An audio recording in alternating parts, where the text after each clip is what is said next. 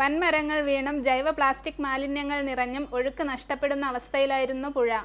ഇതുകാരണം സമീപത്തെ കിണർ വെള്ളവും മലിനമായി തുടങ്ങി.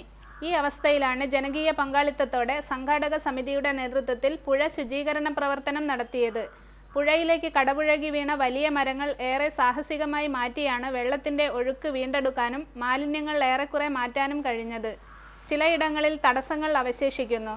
തുടർ പ്രവർത്തനത്തിലൂടെ അതും മാറ്റിയെടുക്കാൻ തീരുമാനിച്ചിട്ടുണ്ട്. ഇതുപോലെ ഈ പുഴയുടെ മറ്റ് ഭാഗങ്ങളിലും പ്രാദേശിക സമിതികൾ രൂപീകരിച്ച് വർഷം തോറും ശുചീകരണ പ്രവൃത്തി നടത്തിയാൽ ഈ പുഴ അനുഭവിക്കുന്ന മാലിന്യ പ്രശ്നങ്ങൾ പരിഹരിക്കാൻ കഴിയും. അതിന് ഗ്രാമപഞ്ചായത്ത് മുൻകൈയെടുത്ത് ഇത്തരം സ്ഥിരം സമിതികൾ രൂപീകരിക്കാനും ആവശ്യമായ സാമ്പത്തിക പിന്തുണ നൽകാനും തയ്യാറാവണം. പുഴയോരങ്ങളിൽ കണ്ടൽ ചെടികളും മുള, ഈറ്റ തുടങ്ങിയ നട്ടുപിടിപ്പിച്ച് സംരക്ഷിക്കാനും ഈ സമിതികളിലൂടെ കഴിയും. പുഴ ശുചീകരണ പ്രവർത്തനത്തിന് പിന്തുണയും സഹായവും സാന്നിധ്യവും കായിക അധ്വാനവും നൽകി സഹായിച്ച എല്ലാവർക്കും സംഘാടക സമിതിക്ക് വേണ്ടി PC Rajan master, TP Soman എന്നിവർ നന്ദി അറിയിച്ചു.